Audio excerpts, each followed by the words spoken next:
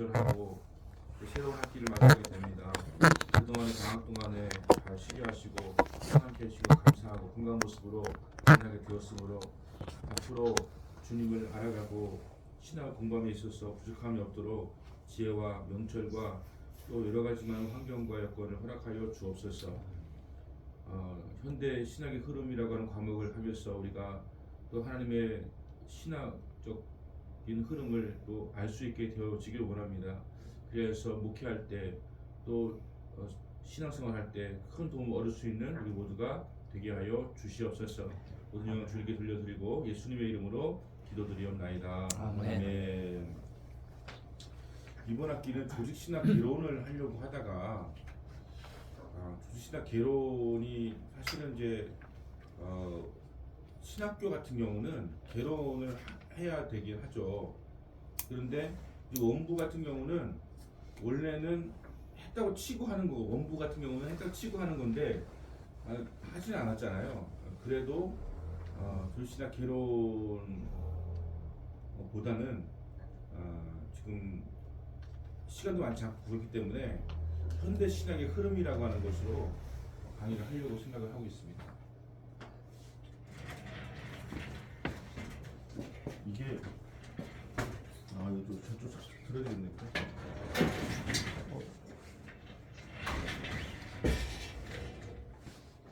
오늘은 책을 뭐 구입하라고 미리 드렸어야 되는데 이게 현대 신학의 흐름이라는 책이 있어요.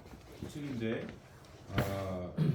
김동건이라는 분이 주셨는데 제가 한세대학교에서 기독론 강의할 때 김동건 이분이 쓴 책을 가지고 있거든요. 저기 기독교 어떤 그리스도론 기독론 때 참 글을 잘 쓰시고 또 책을 잘 쓰시기 때문에 이번에 책을 합니다.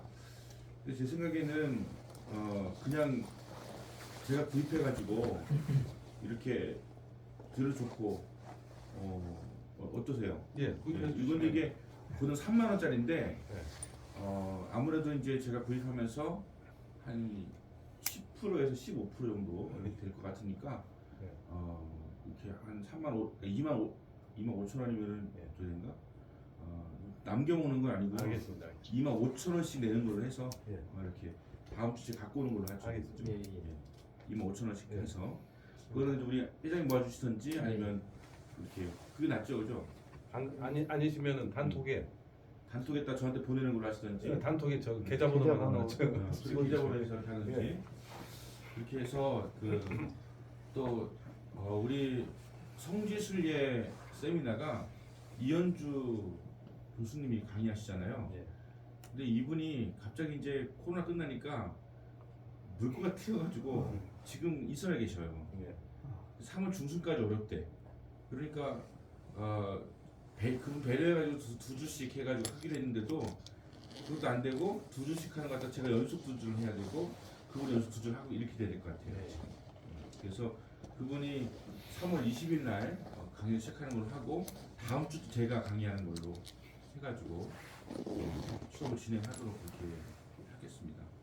이현주 교수님은 성지순례 전문가이시기 때문에 굉장히 유익한 시간이 될 거예요. 그리고 청년생들이 지금은 한 4-5분 정도 신청하셨는데 제가 볼 때 한 10분 정도 할 것 같아요. 청량을. 그러니까 그 주문하는 수업에는 꽤 들어오실 것 같다. 이렇게 생각이 들고 이번에 성지순례는 유럽이에요. 유럽. 이스라엘이 아니고 유럽 쪽에 독일, 스위스, 프랑스 종교개혁지를 다니면서 하는 그런 성지순례인데 생생할 것이고요.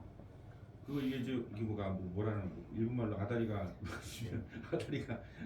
뭐죠? 이렇게 이렇게 그 호구 치는 걸 아다리가 그러나? 바둑에서 이렇게 호구 치는 걸 아다리가 그러나? 그게 원래 뜻은 당첨되다. 딱 그래요? 맞아 떨어지다. 아다리가 맞으면 이제 우리 지방에서 내년도에 이동규 목사가 이제 성지순례 추진위원장이 돼가지고 추진을 할 수 있어요. 추진을 할 가능성이 있는데 가게 되면 유럽을 가요. 그래서 이걸 듣고서 갈 수 있는 기회도 있을 수가 있고 안 가더라도 아마 많은 도움이 될 거예요. 성지순례 유럽에 대한 것을 이렇게 돌아보게 되었으니까 제가 왜 현대 신학을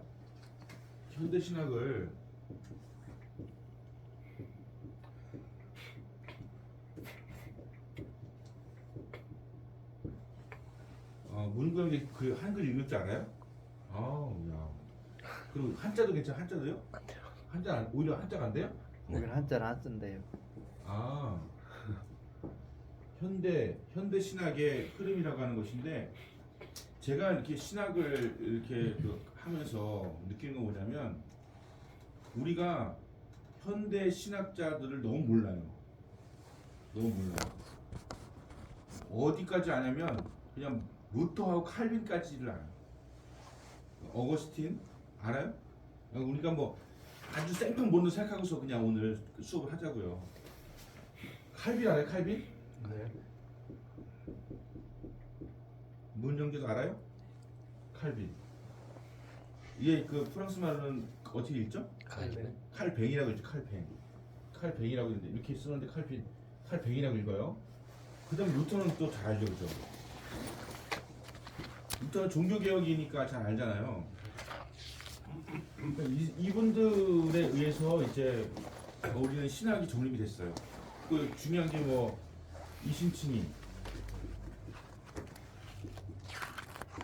이신칭이가 뭐냐면 믿음으로 말미암아서 의롭다함으로 칭한다. 이신칭이잖아요. 그러니까 믿음으로 구원한다고 하는 것을 알게 됐고 또 이분들이 어떤 분들이세요? 종교개혁자다. 종교개혁. 종교개혁이라고 하는 것이 어떤 것이냐 이렇게 볼 때 종교개혁 되었을 때의 그런 어떤 이론, 신학 이것이 지금까지도 가장 강력한 영향을 주고 있어요. 뭐 당연한 것이기도 하지만 문제는 뭐냐면 그 이후로 이제 신학이 이제 꽤 발전했을 거 아니에요. 그 600년 전이니까. 근데 그 이후의 신학자들에 대해서는 주로 우리가 어떻게 취급하냐면 문제 있다. 현대 신학자는 좀 이단에 가깝다. 뭐 이런 식으로 이렇게 치부를 하면서 그러니까 새로운 신학자가 등장하면 그냥 우리는 그냥 배척해버리는 듯한 것이 있어요. 특히 우리 순복음이나 혹은 뭐 공부를 많이 하지 않는 그런 이제 경우에는 새로운 신학자 배울 시간 어디 있어요? 옛날 신학자 칼빈이나 루터만 뭐 알아도 그것도 사실 모르는데 그런데 현대 신학자를 우리가 알게 되면서 흐름을 배우게 되어지는 것이죠. 왜냐하면 신학이라고 하는 거, 자 그냥 하고 싶은 말 있으면 막 하세요 그냥. 네. 신학이라고 하는 게 뭐예요? 문구 형제 영어는 좀 해요? 아니요. 그러니까 아예 못하는 거예요? 아니면 조금씩 알아요. 조금 하죠? 우리 다 조금씩 하는 사람. 저도 조그만 사람이잖아요, 그죠? 신학이 이게 뭐예요?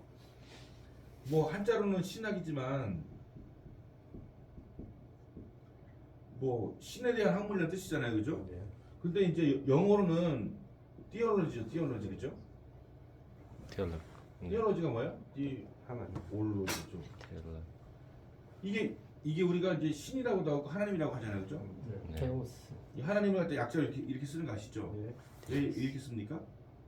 그게 이게 하나님이란 어떤 단어의 첫자기 때문에 이렇게 쓰는 거야 그냥. 그리고 우리가 뭐 받아 적기 같은 거 할 때 막 뭐 하나님께서 말씀하시는 거 다 가져올 수가 없잖아요. 그러니까 하나님, 그다음에 예수님은 그냥 JX 이렇게 예수 그리스도, 그다음에 뭐 이스라엘 같은 이스라엘, 그다음에 우리 사람 같은 사람 이렇게 그냥 이렇게 약자로 쓰면서 이렇게 해나가야지 필기가 되지. 받아 적을 수가 없잖아요, 그죠? 여러분이 만약에 몇 장 몇 절 들어가는 거 있잖아요. 마태복음 5장 8절 뭐 이런 부분이 있다 이렇게 하잖아요. 그러면은 뭐부터 적어야 됩니까? 반드시 숫자부터 적어야 돼요. 우리가 성경 말씀 이렇게 적어놓고서 숫자를 쓰려면 기억이 안 나요. 그러니까 숫자부터 써놓고서 이렇게 가야지 필기할 때 된다. 그거는 우리가 아무리 머리가 좋아도 숫자가 기억이 안 나. 마지막에 필기할 때 보면. 그러니까 먼저 이렇게 써놓고 이렇게 단어는 좀 생각이 나거든요. 하나님에 대한 학문인데 자, 그 신학하고 이걸 한번 우리 이야기를 해봅시다. 신앙하고 그다음에 성경하고 자, 어떤 구분이 있을까요? 얘기를 한번 해보세요. 이거는 신학하고 신앙하고는 어떤 차이가 있는 거고 또 성경과 신앙은 또 어떤 차이가 있는 것일까요?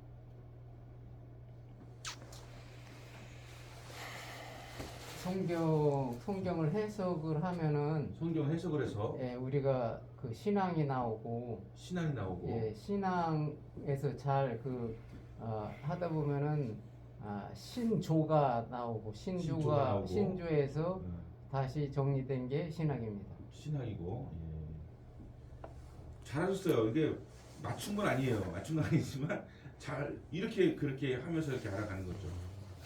자, 성경을 해석한 것을 신앙이라고 한다기보다는 성경을 해석한 것을 신학이라고 부르는 게 오히려 맞죠, 그죠?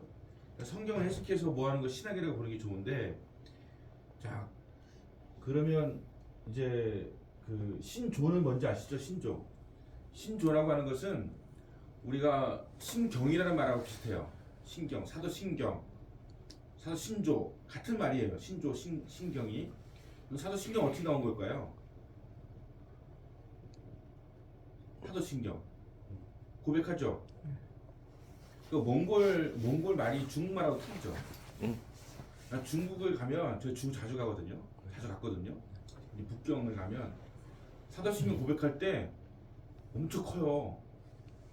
소리가 엄청 크다고요. 우리는 전능하사 천재 만드신 뭐 이렇게 하잖아요. 근데 거기는 뭐 이렇게 성조가 있으니까 되게 높게 막 고백을 해. 그럼 그렇게 따라하고 싶은 거야. 근데 여기서 안 되더라고. 우리는 그게 안 되더라고요. 근데 신경이라고 사도 신경이라고 있잖아요. 이게 신조하고 신경 같은 말이에요. 그리고 신경은 뭐냐? 그 사도들의 고백을 모아놓은 거예요.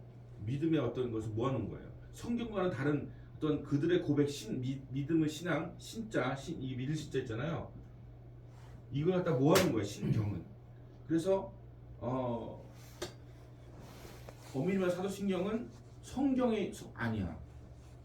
하지만 성경의 어떤 신학적인 것을 엑기스를 모아놓으면 사도신경이 다 들어있는 거죠. 그 사도신경은 제자들의 고백인 것이죠. 이 여러분들이 막 공부하다가 궁금한 게 생기면 막 검색해 보면 돼요. 근데 신경이나 신조어는 이게 아마 엄청 많을 거예요.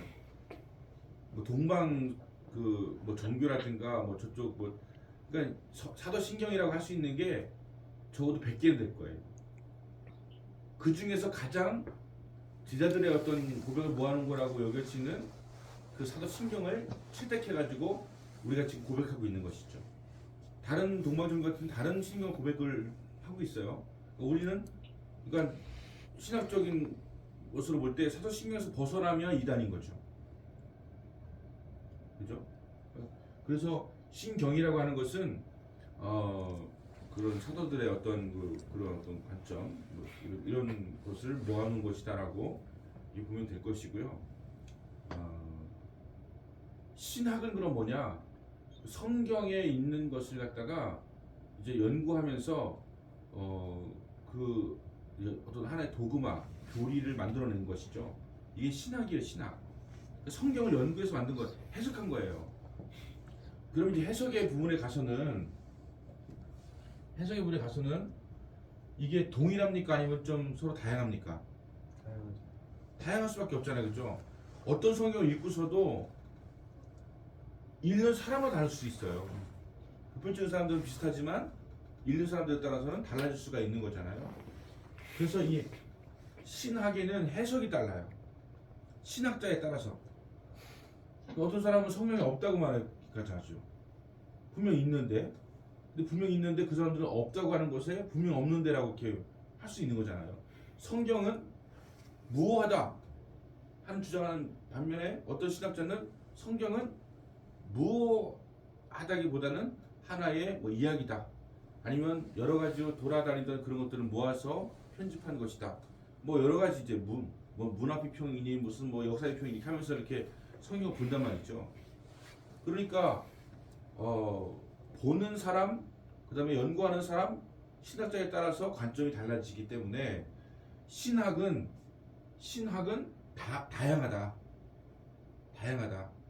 성경은 보편적이고 진리이고 변함이 없는 거예요.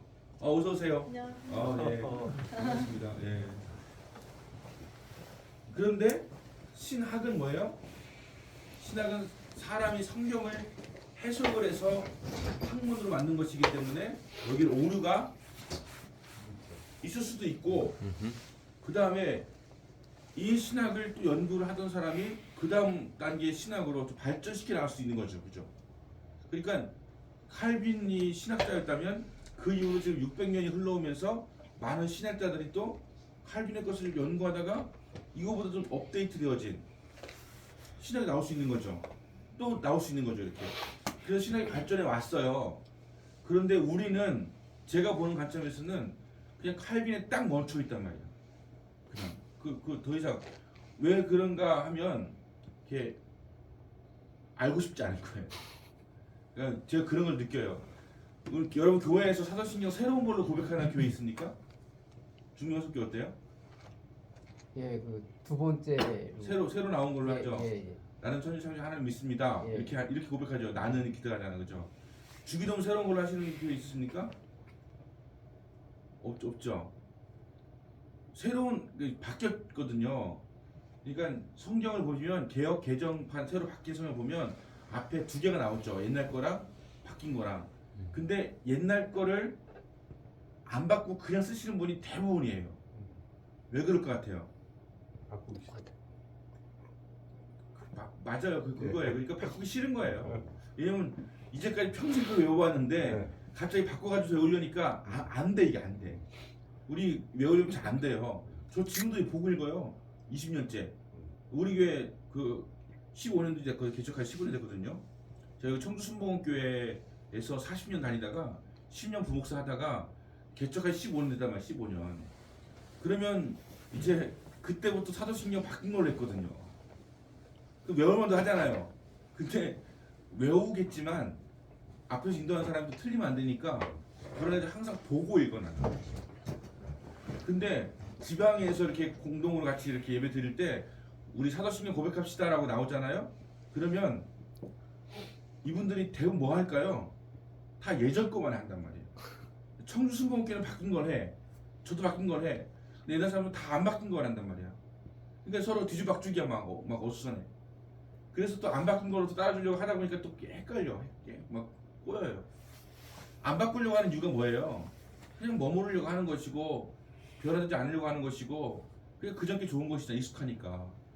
근데 저는 신학자들 생각 속에 또 우리 성도의 생각 속에 그런 게 있다고 생각해요. 그냥 그저께 좋은 거예요. 그냥 이 정도면 충분하지 뭐 바뀔 필요가 뭐가 있어 하면서 안 바꾸는 거예요. 그러다 보니까 지금까지 그냥 안 바뀌고 이렇게 오고 있는 것이 아닌가라고 하는 생각을 하게 됩니다. 신학생들 제가 이제 그 신학생들 이렇게 보면 새로운 걸 받아들여야 신학생인 거잖아요. 여러분이 만약에 내가 알고 있는 것을 죽을 때까지 똥꼬집 피면서 버티려면 뭐하러 공부하러 와요. 뭔가 새로운 것을 배울 때 그것을 내가 받아들이겠다는 자세를 가져야 공부할 수 있는 그런 자세가 되는 거지. 뭐 옛날 고집하려면 굳이 공부할 필요 없잖아요. 그런 마인드 가져야 됨에도 불구하고 우리는 바뀌지 않으려고 하는 그런 마인드가 분명히 있다라고 하는 것이죠. 그래서 현대 신학이라고 하는 것을 하고 싶은 이유는 우리가 조금 이제까지 흘러온 그런 어떤 신학적 흐름을 좀 이해하자. 근데 신학의 흐름이라고 하는 것이 어떻게 주어지는 것이냐면 우리가 역사가 이렇게 흘러가면 그 시대마다 어떤 그 시대 정신이라는 게 있죠. 헤겔은 뭐 벨트가이스트라고 이렇게 얘기를 했는데 시대 정신 있잖아요. 근데 그게 있어요. 어떤 시대마다 그 시대를 관통한 어떤 하나의 흐름 같은 게 있단 말이죠. 뭐 미술 같은 거 아니면 문학 같은 거에서 뭐 낭만주의, 뭐 사실주의, 뭐 이런 거 있잖아요. 뭐 그런 것들이 하나의 흐름이잖아요. 그런 흐름이 있단 말이죠. 그러면은 그것이 인간이 가지고 있는 어떤 흐름 속에서 그 시대의 어떤 흐름일진데 신학은 안 그럴까요? 신학도 그런 흐름이 있는 거예요. 성경은 절대 바뀌지 않는 진리지만 신학은 그 시대의 사람, 환경, 역사, 뭐 어떤 뭐 전쟁이라든가 이런 어떤 그런 환경 뭐 이런 거에 따라서 신학적인 어떤 해석이 달라질 수가 있다는 거예요. 또 발전돼 오는 것이고 지금 우리도 지금 그 예전하고 지금 우리나라가 다르잖아요. 예전에는 우리나라가 좀 가난했어도 되게 따뜻했잖아요. 근데 지금은 부유한데 좀 정이 없잖아요. 뭐 이런 식 이런 흐름이 있잖아요, 그죠? 근데 그게 교회에 영향을 줘야 안 줘요? 영향을 주죠. 교회 신앙생활에 영향을 준단 말이에요. 예전에는 그냥 뭐 살기 어렵고 그러니까 교회로 모였잖아요, 그죠? 근데 지금은 그전보다 훨씬 더 편리해지고 살기가 더 좋아졌는데 불구하고 교회를 안 오잖아요, 그죠? 그런 흐름이라고 하는 게 있잖아요. 그러면은 이런 흐름 가운데 있는 사람들한테 예전의 신학으로 막 동일하게 막 적용시키려고 하면 잘 맞아요, 안 맞아요? 안 맞죠. 잘 안 맞잖아요. 그래서 이 시대는 어떤 것일까? 그래서 우리가 이제 공부를 하면 배웠지만 신학이라고 하는 것은 하나님과 이 지금 살고 있는 사람들의 어떤 이 사람들의 어떤 질문에 대한 하나님의 응답 이런 게 신학이에요. 그러니까 지금 이 사람들은 뭘 요구하고 있는가 이런 것을 우리가 알아가지고 하나님은 이거에 대해서 뭐라고 말씀하시는가를 찾아주는 거 이런 것이 신학이고 또 설교도 그래야 되고 설교도 이 사람들하고 전혀 상관없는 설교를 막 짓거려 놓고 나면 이게 뭐 한 거지 우리가 왜 왔지 막 이렇게 생각이 들잖아요. 근데 이분들이 갖고 있는 그런 어떤 그 고민 있잖아요. 우리는 어렸을 때 그런 고민 많이 했잖아요. 인생이란 무엇인가, 왜 사는가, 뭐 이거 근본적인 철학 질문 많이 했잖아요. 근데 요즘 사람 그런 질문 할까 안 할까요? 요즘 사람 그런 거 안 하죠. 어떤 잡을 가질까, 어떻게 살까, 뭐 이런 식의 어떤 그 질문, 그러니까 예전과 다른 질문을 하고 있단 말이에요. 근데 우리는 예전의 질문에 맞는 그런 설교라든가 해석이라든가 이런 거 주려고 하면 이게 안 맞잖아요, 그렇죠? 그러니까 교회 와서 우리의 어떤 욕구, 우리의 어떤 신학적 요구를 못 듣는 거예요.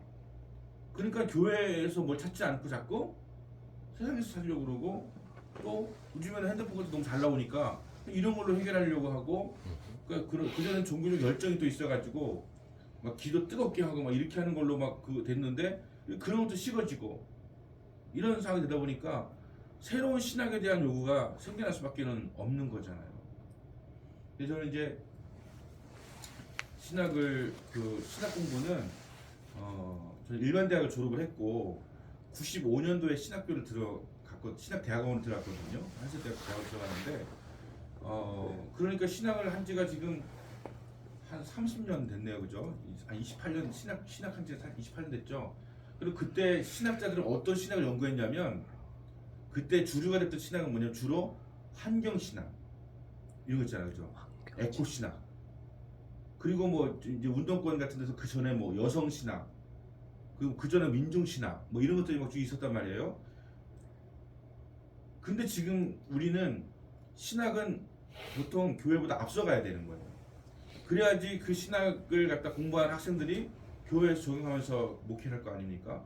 지금 우리에게 필요한 그런 어떤 신학이 무엇인가 하는 것을 한번 물어봐야 되는 그런 시간이 되었고, 우리는 신학생이잖아요, 신학생. 신학생이라고 하는 것은 그냥 성경만 읽는 것이 아니라 성경을 읽고 어떻게 해석하고 또 어느 어떤 그 가이드라인을 가지고 있어가지고 성도들이 성경을 벗어난 잘못된 생각을 하고 있을 때 그걸 바로잡아 줘야 되는 것이고, 또 너무 무지하고 잘 모를 때 그것을 또 이렇게 좀 바로잡아 줘야 되는 것이죠. 그러니까 줌은 안 나가 녹음만 하는 건 거죠. 아니, 줌 나가고 있는 거예요? 이정엽 전사님이 들어오셔가지고. 아, 그래요? 예, 지금. 이정엽 반가워요. 예. 반가워. 줌 하고 나면 나중에 녹화 남아 있는 거죠? 예, 그러죠. 예, 그렇게 되는 거죠? 예, 예. 그래요. 안 남게 할 수도 있어요. 아니 남는 게 좋죠. 그러니까 안 오신 분이라든가 이런 거 다 주면 되니까. 그래서 신학의 흐름을 아는 것이 더 필요한데 제가 그 정도로 신학의 흐름을 강의할 정도의 저기는 안 돼요. 안 돼요. 그렇다고 또 뭐 여러분보다는 조금 나을 가능성이 좀 있죠, 그러지 않나, 그죠? 아니에요? 그런 여러분보다 조금 낮고 오버코스. 뭐 획기적인 그런 어떤 저기 아니니까. 근데 교수의 탁월함과 그 저기는 어떤 차이가 있냐면요. 제가 이렇게 해보니까 강의는 한 15년 했어요. 근데 자기 책으로 강의하는 사람, 그다음에 아예 안 보고 강의하는 사람, 이런 사람 탁월한 사람들이고 저같이 무슨 교재를 택해가지고 교재 중심으로 가는 사람은 아직 그런 적이 아닌 사람이 있지만 그렇다고 해서 그 여러분에게 제가 엄청 모자란 적은 아닐 거예요. 저는 경험은 있으니까. 그래서 제가 아는 대로 막 얘기하는 게 여러분 수준에 맞을 수가 있어. 너무 똑똑한 사람, 너무 박식한 분이 막 하면 못 알아듣잖아요, 그죠? 나는 근데 가급적 낮춰가지고 수준에 서로 맞게, 그리고 뭐 솔직하게 말하면 뭐 안 다쳐도 그냥 맞는 뭐 이런 어떤 강의를 하고 싶다는 걸 생각하고 있고, 대신에 좀 그런 거 풀어주고 싶다. 이 어떤 신학적 흐름에 대해서 해주고 싶다라고 하는 그런 마음이 들어가지고 이번 강의를 이제 하게 되어지는 것입니다. 그 신학은 결국 뭐냐면, 신학하고 철학은 거의 같이, 신학함이라고 하는 것은 결국 두 가지거든요. 하나님이 누구인가, 그다음 나는 누구인가.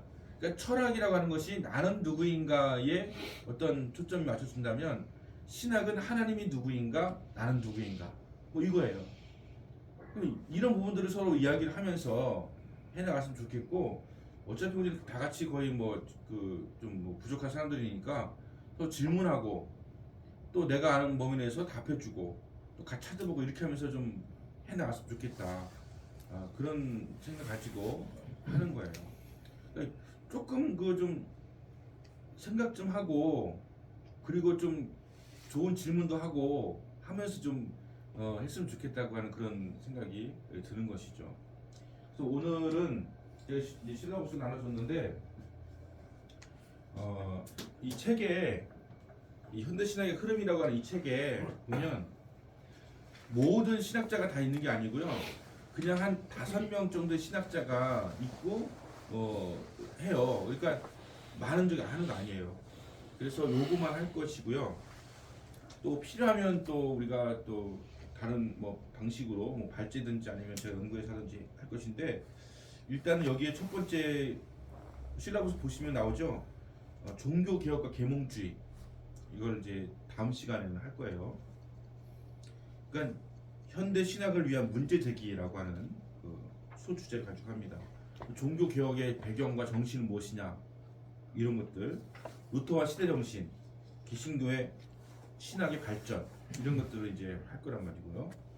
그 다음에가 바르트. 그럼 바르트를 아십니까? 바르트? 칼바르트. 그러니까 칼바르트 아느냐라고 물으면 이름만 아느냐라고 하는 것도 있고, 칼바르트의 신학도 조금 안다라고 할 수도 있고, 조금 더 나가서 칼바르트가 어디 사는지까지 아는 사람이 있는 거죠. 여러분은 어디까지 아세요? 칼바르트 하면 이름만 그 이름도 안 들어본 사람 있죠. 솔직하게 발을 한번 들어보세요. 칼바르트라고 하는 사람이 굉장히 중요한 영향을 끼친 사람이거든요. 이 바르트라고 하는 사람이 현대 신학에 있어가지고 신정통주의라고 불리는 사람이에요. 그러니까 정통주의가 있잖아요. 그러니까 우리가 기본적으로 따라가고 신앙이 뭐 어거스틴이라든가 뭐 이런 사람 통해서 이렇게 이루어진 칼빈이나 이루어진 정통주의 신학인데, 이 사람이 신정통주의 학자라고 해서 우리에게 굉장히 큰 영향을 준 신학자예요. 굉장히 방대한 영향을 준 신학자인데, 근데 예전에 공부하셨던 분들한테 그냥 물어보면 칼바르트가 누구냐 그러면 아마 신신학자 혹은 무슨 이단 같은 그런 소리 얘기할 거예요. 근데 그런 분들한테 제가 질문합니다. 칼바르트를 읽어보기나 했냐? 칼바르트에 대해서 뭐 공부를 해봤냐? 그러면 공부 한 번도 해본 적이 없어. 칼바르트 공부하신 분들이 거의 없어요. 근데 무조건 사람들이 그렇게 얘기하니까 그렇다고 하는 거예요. 읽어보신 분들은 알게 되겠지만 칼바르트는 그런 그 이단적인 그런 사람이 아니에요. 그의 성령론이라든가 뭐 삼위일체론이라든가 특히 예수 그리스도론이라든가 이런 것은 굉장히 정통주의적인 그런 관점이지 그런 어떤 잘못된 신을 가르친 것이 아니거든요. 근데 무조건 바르트 얘기 나오면 뭐 바르트 때문에 뭐 우리가 망했다느니 뭐 지금 유럽이 다 교회 다 텅텅 빈 거 다 그 사람 때문이라더니 막 이렇게 한단 말이에요. 그러니까 그것도 알자 우리가 바르트가 어떤 사람인지 좀 알자. 그리고 누가 물어보면 알지도 못하면서 그는 뭐 신신학자야, 잘못된 신학자야, 뭐 이렇게만 치부할 게 아니라 뭘 좀 알아가지고 그거는 그렇고 이건 아니야 이렇게 할 수 있는 것도 있어야 될 거 아니야. 적어도 신학을 공부했다면 그래야 될 거 아닙니까? 그러니까 그런 면에서 바르트를 우리가 공부를 하자는 거죠. 굉장히 중요한 부분이고요. 그러니까 두 번째 시간은 그걸 할 거이고요. 그다음에 이제 세 번째 시간에는 본회포에 대해서 본회포. 자, 본회포는 이름만 압니까? 아니면 그의 신앙을 알고 아니면 삶을 알고 어느 부분까지 알아요? 이름은 알아요? 예, 이름은 아는데. 김학민 전사 이름도 몰라요? 이름도 몰라요? 성도 몰라요? 이 본회포라고 하는 사람이 쓴 저 우리 김정은 변호사님 나 누가 검색해 가시고요. 본회포가 작사한 요즘 가스펠 있어요. 혼한영영. 그거예요 바로. 이제 학점에 저기 반응하겠습니다. 선한 능력이요? 선한 능력 선한영. 선한 능력으로 일어서 있잖아, 그죠? 그 차례 아시죠? 이게 본회포가 작사한 거예요. 2, 3년 전 엄청 유행했죠. 예. 오. 제일 앞서가시는 분이에요. 아닌 것 같은데 제일 앞서가시네. 저기요. 네. 80년대 네. 운동권 쪽에서 나치소 반대하면서 정권이 하면서 그게 좀 이렇게 뒤로 주류에서 좀 이렇게 했던 맞습니다. 분이에요. 예. 자, 본회포라고 하는 인물은 진짜 탁월한 신학자예요. 순교자고. 그런데 우리나라에서는 본회포의 신학과 본회포의 책을 금서로 정했어요. 그래서 못 읽게 했어. 왜냐하면 신학적으로는 공부해보면 알겠지만 문제가 없어요, 별로. 근데 그가 뭐 했냐면 그는 행동주의적인 신학자였어요. 그러니까 독일의 신학자였는데 나치 치하에서 그가 주장했던 말이 정치권에서 많이 써먹는데 뭐라고 했냐면 미친 운전수는 일단 끌어내려야 된다. 이거 본회포의 신학이에요. 그러니까 히틀러 암살조에 들어갔다가 잡혀가 사형당한 거예요. 근데 그가 히틀러 암살조에 뭐 들어가거나 아니면 잡혀 죽거나 하지 않을 수 있었어요. 왜냐하면 그는 워낙 탁월하기 때문에 미국에서 교수로 초빙을 했고 했는데 거기 응하지 않고 그냥 독일에서 그렇게 반체제 이런 게 아니에요. 히틀러가 지금으로서는 진짜 미친 놈이었잖아요, 그죠? 그 당시엔 근데 그 히틀러에 대한 열광이 있어가지고 독일 사람들이 그냥 히틀러 말하면 다 그냥 맹신하고 따르고 했잖아요. 게스타프한테 막 유대인들 막 다 신고하고 고발하고 그게 죄인 걸 인지는 알았지만 그때는 몰라가지고 일종의 그루밍 된 거죠, 히틀러한테. 했던 시절 아닙니까? 근데 신학자로서 본회포는 이거는 아닌 거예요. 옳지 않은 거예요. 그래서 본회포가 일단 히틀러를 죽여야 된다. 그를 끌어내려야 된다. 그래 끝난다. 해가지고 이제 그를 죽이는 암살조 명단에 들어가 있다 보니까 그가 잡혀서 발각돼서 며칠 앞두고서 잡혀가지고 이제 죽었는데 박정희 대통령 시절에서 이럴 때 이 본회포를 본받자 그렇게 나가면 어떻게 되겠습니까? 박정희를 끌어내려야 돼 이렇게 나올 거 아니에요, 그죠? 그러니까 금서가 되고 했던 거예요. 박정희 알아요? 박정희? 문군. 박정희는 모르는구나. 우리나라의 박정희 대통령이라고 우리나라의 근대화, 우리나라가 이제 산업 쪽으로 우리나라 잘 살게 되어지는데 가장 큰 역할을 했던 대통령 꼽으라면 박정희 대통령이죠. 새마을 운동. 그죠? 박정희? 박정희. 예. 박근혜 아빠. 박근혜. 박근혜 아버지. 박근혜 아버지. 근데 이제 박 대통령이 이런 말 있잖아요, 그죠? 10이잖아요, 10. 18년 동안 했거든요. 18년 동안 멈추지 않고 계속 하다가 그게 전복자고. 네? 그게 전복자라 가지고 18년 만에 점을 보니까 그게 전복자가- 전복자예요. 예. 그러니까 18년 동안 18년 만에 이거 제 해석이에요. 그치지 않고 계속 하다가 예. 어. 아니 어. 그래서 그치지 않고 네. 그래서 이제 예. 그게 그치 진짜니까? 뭐 이거 한 거야. 신하한테 이게 신하한테 자기 몸을 땅땅땅땅 막 죽었다는 박정희라는 거예요. 그런 돌았는데 박정희 시대에는 보네포라고 하는 신학자가 아무리 뛰어난 사람이라도 자기한테 위험한 거잖아요. 보네포가 히틀러를 죽이려고 했다고 하는 것 때문에 박정희는 그런 면에서 보네포의 책은 다 금서가 되고 운동권에서는 그렇게 금서를 하면 꼭 읽죠, 그죠? 따로 모아 읽고 막 서로 막 나누고 더 깊이 읽죠, 그죠? 몰래 하면서 그 보네포였는데 지금은 보네포의 신학을 우리가 배워야겠다, 본받아야 된다 해가지고서 지금 보네포 신학이 일어나고 있는 것이고 그 선한 능력으로 그런 찬양도 지금은 이제 굉장히 이제 유행하게 되어진 상황이 된 거잖아요. 그 보네포를 우리가 이제 배우는 거예요. 근데 그분은 아마 30대에 죽었을 거예요. 천재 신학자인데 천재 신학자면서 그렇게 막 그 자기 목숨을 다해서 이렇게 했어요. 그 당시에 독일 신학자들이 히틀러에게 어떤 것을 제공했냐면 유대인들을 죽이는 게 신학적으로 맞다라고 그렇게 주장해줬어요. 왜 맞다고 하겠습니까? 예수를 죽였다. 그리고 뭐 그들은 좀 하여튼간 그 하나님 말씀도 엄청 안 들어먹었다. 뭐 이런 식으로 해가지고 이렇게 뭐 갖다 맞춰준 거예요. 그렇게 맞춤형으로 히틀러한테 이렇게 갖다 맞춰준 신학들이 많았는데 그런 상황에서 보네포는 저항하고 바른 신학을 추구하고 했단 말이죠. 그 당시에는 굉장히 어떻게 보면 주류가 아니었죠. 다른 신학자들은 비겁하게 막 다 갖다 맞추고 있는 가운데서 보네포는 바른 신학을 추구했으니까. 그런데 그 신학이 지금 왜 이렇게 선명하고 탁월하냐? 정말 목숨 걸고 한 신학이니까. 자기 몸 바쳐서 한 신학이니까 지금 보네포의 신학이 지금은 막 굉장히 강력하게 우리에게 다가오고 있는 것이죠.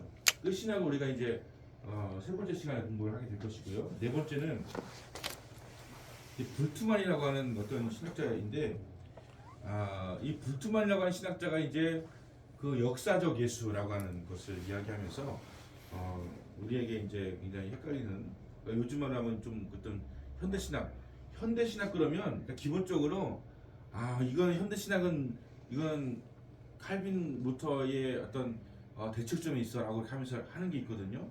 불트만 같은 사람은 이제 비신학파라고 하는 것이 있는데 그런 거예요. 그러니까 그 우리 시대가 이제 막 공산주의가 등장하고 뭐 유물론 등장하고 뭐 이렇게 하는 시기에 불트만이라고 하는 이제 사람이 어떤 그런 어떤 우리가 그 신학을 하면 또 정서적인 거, 정신적인 거, 영적인 거 막 이렇게 할 때 어떤 물질적인 어떤 그런 부분들에 대해서도 이렇게 그 주장을 했던 그런 사람인 것이고 상대주의적인 거, 상대주의라고 하는 것도 굉장히 중요하면서도 필요한 것이잖아요. 이게 뭐냐면 저한테 100만 원과 우리 전문관 회장님한테 100만 원과 똑같은 100만 원일까요? 똑같은 100만 원이겠죠. 하지만 만약 진짜 부잣집에 있는 사람에게 100만 원과 나의 100만 원은 다르겠죠, 그죠? 네. 이건 상대적인 거잖아요, 그죠? 그러면 이런 상대적인 것에 대해서 우리는 이제 지금도 우리가 좀 불편한 게 있잖아요, 그죠? 우리나라가 지금 이제 어려워지고 있는 상황이 뭐냐면 그런 것이죠. 예전엔 똑같이 가난했는데 지금은 어떤 사람은 굉장히 그 권력 갖고 돈 갖고서 이렇게 잘 나가고 있고 우리는 아무리 노력해도 이제 뭐 안 되고, 그죠? 난 죽을 때까지 칼국수장사만 해야 되고 어떤 사람은 그냥 아버지 검사라서 몇 년 일하고서 퇴직금 500억씩 받고 막 50억인가 참 이렇게 되니까 이게 막 그 굉장히 이게 그러면 여러분 이거에 대한 신학은 없을까요? 여기에 대해서 하나님은 어떻게 말씀하시느냐 이런 게 있을 거 아니에요, 그죠? 뭐라고 하실 것 같아요, 하나님은? 어떻게 해야 될까요? 그런 부분이 지금은 사실은 우리가 행복하지 못하다고 느끼는 이유는 가진 게 줄어서가 아니고요. 좀 불합리하게 더 많이 가진 사람이 많기 때문이잖아요. 그런 사람 때문에 우리가 뭔가 불행하다는 느낌이 들고 있는 거잖아요. 그렇죠? 저는 그 설교 시간에 그런 얘기를 종종 해요. 그러니까 검사 학폭 이번에 학폭 있었잖아요, 그죠?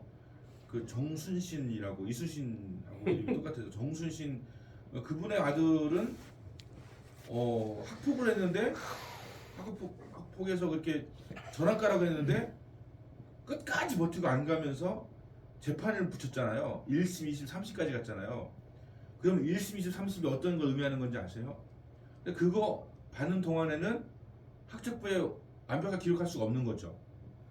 그 재판 중이니까. 그렇게 걸어가지고서 이제 불이익 안 받으려고 노력을 하다가 나중에 결국 이제 가해자인 그 친구는 서울대학교를 가고 피해자인 이 친구는 공황장애가 와가지고 자살 충동 느끼고 대학도 재수 3수까지 못하고 지금은 다닌 것 같아요. 그러니까 뭐 재수까지 얘기한 것 같지만 지금도 공황장애로 고소한다는 거 아닙니까? 그러면은 뭐예요? 1심, 3심, 2심, 3심이 이거요. 아무도 몰랐어요. 왜냐면 우리는 알 수가 없어요. 근데 이런 거 왜 아는 거예요? 법률가니까, 검사니까. 아는 거잖아요. 그죠? 근데 1심, 2심, 3심은 우리는 알아도 못해요. 왜 그럴까요? 1심 하려면요. 그냥 웬만한 작은 소송 하나에서도 500만 원이에요. 근데 그런 사람들 소송하려면 1심, 2심, 3심 하려면 몇 천만 원이 문제가 아닐 거야. 아마 30까지 하면 막 억 달러 갈걸요 아마. 부장 판사 출신 자기 친구한테 맡겨서 1심, 2심 변호를 받겠다. 그러면 이건 억대예요. 우리는 돈 없어서 못해요. 그런데 그 사람들은 아무렇지도 않게 한단 말이에요. 돈 있지, 백 있지, 뭐 그러니까 뭐 그런 상황이 되니까 저는 그나마 이게 판결도 안 바뀌고 또 학교 선생님들도 끝까지 그 어떤 전학을 유지하고 한 것이 너무 정말 놀랍고 감사하더라고요. 그 민사고 선생들이 고집이 있구나. 그게 위안이야, 위안. 왜냐면 이렇게 막 허먹이 나오면 또 교감이 바뀌거든요, 또 이렇게. 근데 안 바뀌고 어쨌든 간 거에 대해서도 그나마 다행이다라고 하는 생각이 들긴 하지만 이게 우리의 행보를 결정하고 이걸 뭐라고 하는 거예요? 상대주의라는 우리는 상대적 박탈감 가운데 잇따라 가는 거예요. 그러면 상대적인 어떤 것이 주어져야 공평한 거잖아요. 그래서 말하잖아요. 우리 100만 원 버는 사람한테는 벌금이 5만 원이다 그러면 1억씩 평균 버는 사람한테는 벌금이 5만 원이면 벌금이 아닌 거죠, 그거는요. 그냥 가실 거예요. 급하니까 그냥 갚버려 막 5만 원 내버리면 되지. 그 5만 원은 우리한테는 500원밖에 안 되는 거죠. 그죠? 이게 상대적인 거예요. 그런 사람 어떻게 해야 돼요? 벌금을 5천만 원 정도 때려야 되는 거죠. 그렇게 한 나라가 있어요. 영국도 아마 그럴걸요. 영국도 교통법규 어기잖아요. 그럼 그의 재산에 따라서 벌금 액수 달라요. 근데 그게 어떻게 보면 공평한 거죠. 그렇지 않습니까? 상대주의적 관점으로 보면 공평한 거죠. 우리 5만 원 벌벌 떨기만 해도 5만 원이지만 가진 사람 5만 원은 아무것도 아닌 5만 원이잖아요. 그러니까 벌금이라는 게 뭐예요? 그거 아까워가지고 그 집 못하게 하려고 하는 게 벌금이잖아. 근데 뭐 5만 원까지 거면 내고 말고 이런 식으로 된다면 벌금이 아니잖아요. 그러니까 상대주의적 관점에서 보면 그 사람들은 500씩 뭐 벌금을 막 때리고 막 해야지. 야, 이거 500 정도 좀 센 것 같은데 교통법규 잘 지켜야 되겠다 이렇게 가는 거잖아요. 우리는 지금 5만 원까지 넘고서 막 그냥 하여튼간 120km를 넘으면 벌금 나온다 그러면은 어디서 주로 멈춥니까? 그 5m 앞에서 멈추죠. 원래는 어디서부터 120km 안으로 달려야 되는 거예요? 계속 그렇게 달려야 되는 도로인데 우리는 꼭 요 앞에서 딱 멈추잖아요. 그러면 사실은 그게 무슨 의미가 없는 거죠. 120km 달려야 되는데 150 달리다가 사진 카메라 있는 데서만 딱 줄이잖아 우리가. 그럼 사실 그 효과가 없는 건데 그래도 어쨌든 가끔 줄이게 하니까 하는 거잖아요. 또 어떤 때는 그 카메라 만들어 놓은 게 어떤 교통 흐름을 원활하게 한다든가 사고 안 나게 하려고 하는 게 아니라 범칙금 거두려고 만들어 놓은 것 같은 느낌이 들 때가 있어요. 그죠? 그러면서 또 이렇게 기분이 또 안 좋잖아요. 그죠? 그러니까 이런 것들 상대적 박탈감이라고 하는 것이죠. 벌금이라든가 벌이라든가 수입도 마찬가지예요. 뭐 의대 나오면 뭐 1억씩 월급 한다고 그러잖아요. 그러니까 지금 애들이 막 의대 가려고 환장하잖아요. 그죠? 근데 가는 사람 몇 명 안 되잖아. 지금 굉장히 어려운. 그러니까 그러니까 의대는 뭐가 좋냐면 들어가면서부터 자기의 어떤 코스가 정해진 거야. 무조건 의사로 가는 거니까. 근데 우리 공대를 가도 제가 공대를 나왔거든요. 공대를 가도 졸업하고 나서 어떻게 될지 몰라.